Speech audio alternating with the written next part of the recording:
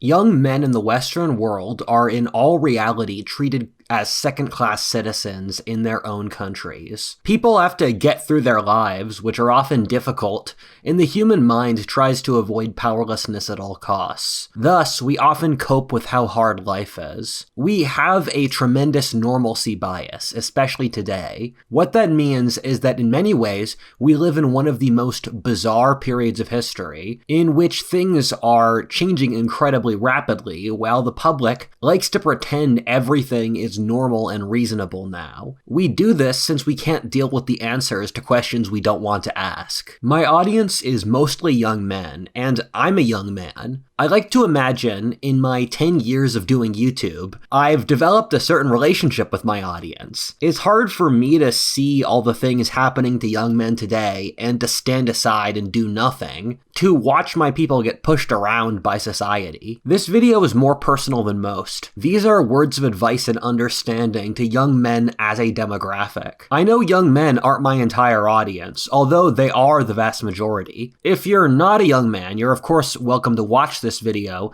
to understand our struggles, but I am writing this video for young men.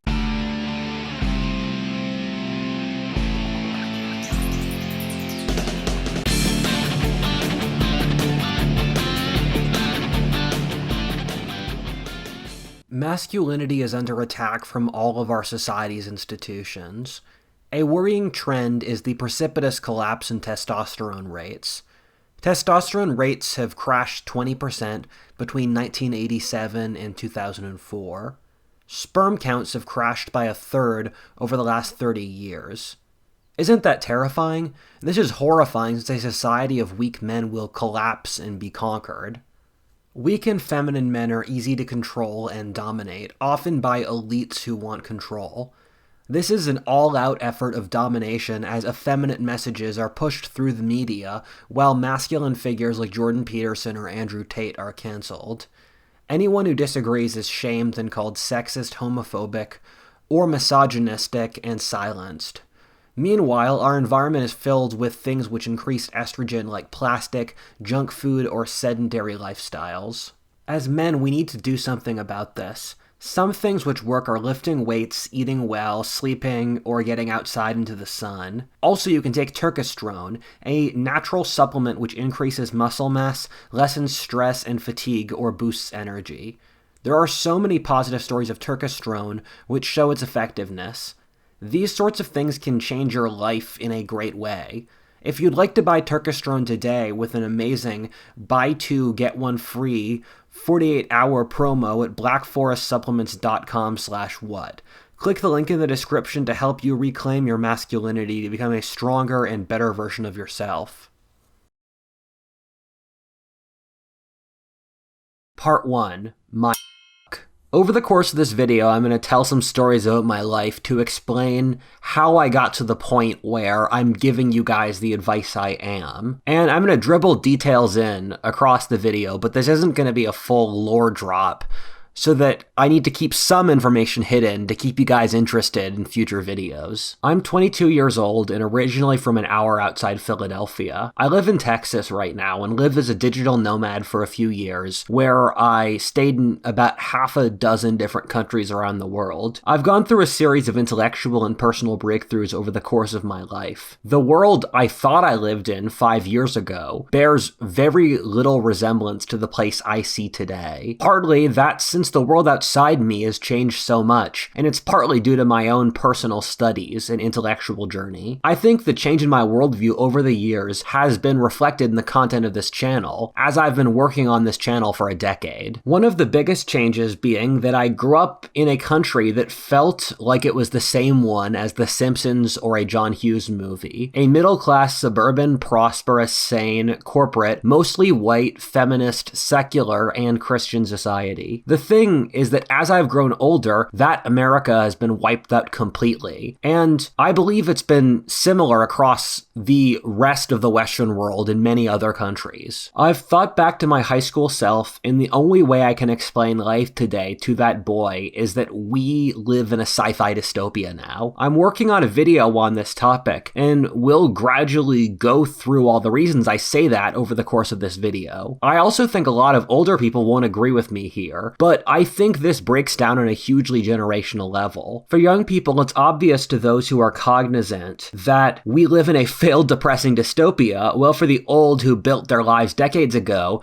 they've established their own world independent from it. The issue here is that the only way you can imagine life today is fine is if you're siloed away from the main generative forces of the culture, where the jobs market, the dating system, housing, movies, TV, academia, and more have all gone crazy. If you're retired or established in a corporation, married, know all your favorite songs or movies, everything will seem fine. This is why there's such a profound disconnect between the generations, or especially so between the establishment groups and the new radical political movements. Due to the siloing of society caused by social class and the internet, we all inhabit our own realities, which become echo chambers that don't talk to each other. As a young person, I have the strange snaking feeling that I was born after history was supposed to end, that no one planned for my life to happen. It feels as if the older generations believed that the end of history was with the end of the Cold War, and spent absolutely no time thinking about what would occur after. It feels like everything I'm experiencing was never thought through, that nothing that came after the older generations mattered, so none of my issues matter. The other thing which is so maddening is that all of this change has been happening at a slow enough pace that people ignore it. When the Japanese attacked Pearl Harbor, or when 9/11 happened, there was an obvious symbolic event to show the public that the world had changed. That hasn't happened here, and I think we're currently experiencing one of the most rapid social changes ever now, but we don't talk about it. Thus, the normies can ignore everything that's going on. Furthermore, the levers of power are controlled by those who are insulated from these changes, or who actively want to avoid them. Thus, they never get discussed in the social main street. For those watching, I want the biggest theme of this video to be that you guys aren't crazy. Millions of people have their own two eyes and are seeing what's going on in the world, but the establishment doesn't want to acknowledge it. I think one of the greatest evils of our society is the degree of mind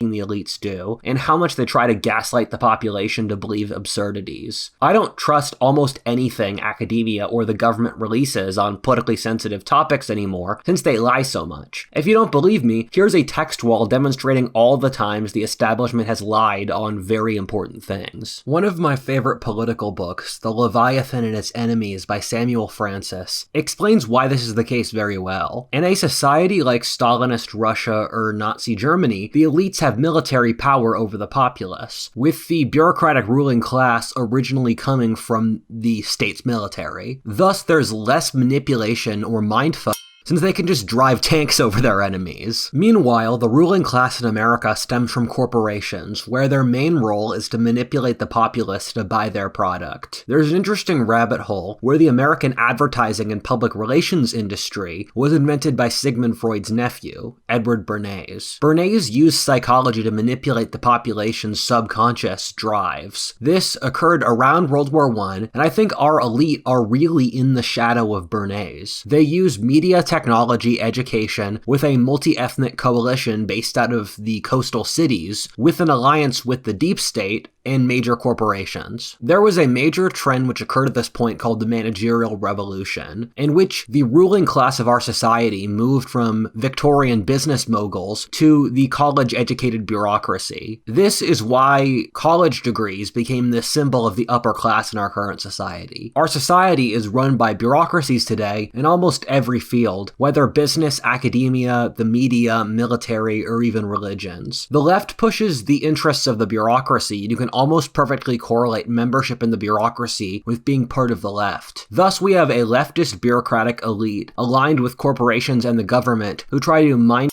the populace to control them. Bernays and later advertisers found that women were easier to manipulate to buy products than men. Women are also more agreeable and thus were easier employees in corporations. If you push men too far, they'll fight back. Women won't. Women, who are insecure due to their weakness, also vote in large government or push for government welfare, of which they are the disproportionate benefits of. Some people might say that me saying this is sexist, but it's all objectively true. What this means is that modern society has transformed into pushing the interests of women as a way to get the managerial class more power, since women are more dependent upon the society, make more submissive workers, are easier to manipulate, and buy product more. This is why our society is petrified of offending women's feelings, whether through fat shaming being bad, allowing abortions, allowing false allegations, divorce law, female-tilted education, welfare which benefits women, removing male leadership in the household, forced female equity laws. Our society bends its back over for women since our government and elite's right to rule comes from pleasing women, who are the main supporters for the ruling class. The Unabomber said the main flaw of the Industrial Revolution is over-socialization. This is since the Industrial Revolution demands so many moving parts that need to fit together. You need the trains to run in the right time, people to be cogs in the factory, or have people get along in the giant cities. They prefer women since they're easier to socialize and get along. The problem, though, is that this is unsustainable for the human condition. We didn't evolve like this. In modern society, you're never supposed to get angry, ask deep questions about our meaning in the world, support your ethnic group,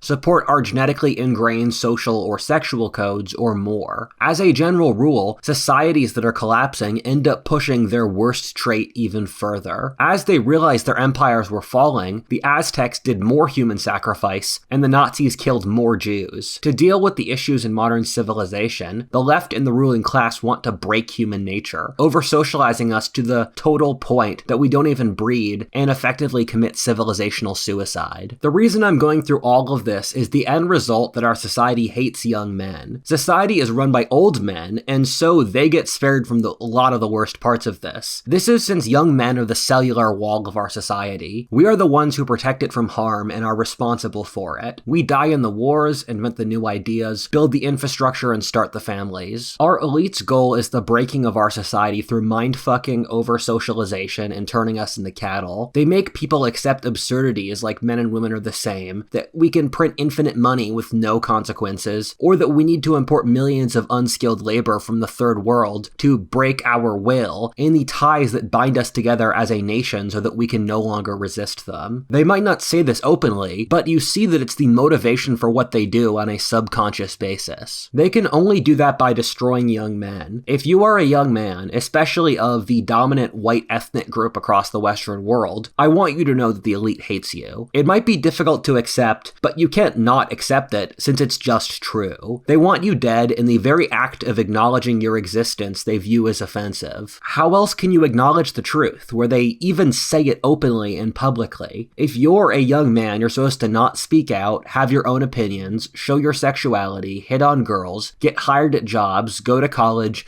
not receive promotions. They want us to just die. They openly insult us in every piece of culture. We live like a conquered nation, where the conquerors, who are shamefully the same people as us, treat us in this manner. In life, there is the active process of understanding the world logically and solving problems that relate to it. And then there is emotionally dealing with it. And those are two different processes. And men often try to ignore the emotional processing that occurs in the world and just solve problems when they can. But to fundamentally move on, I need you guys to emotionally accept what I just said, which is more difficult than you guys are going to give it credit for. And I know a lot of you have already done this, but I think most young men have to go through a grieving process of realizing the culture that they thought they grew up in is not the culture they're in. They've engineered our entire lives to break our brains. They educate us from school, TV, college, work, culture, and more to lose our minds, to destroy our psyches so we accept being conquered. They know they can't beat young men physically, so they try to make us snap spiritually. This video is meant to firmly say no. On behalf of young men, we refuse. This video is an announcement to other young men, we won't get beaten. Part 2, Purgatory.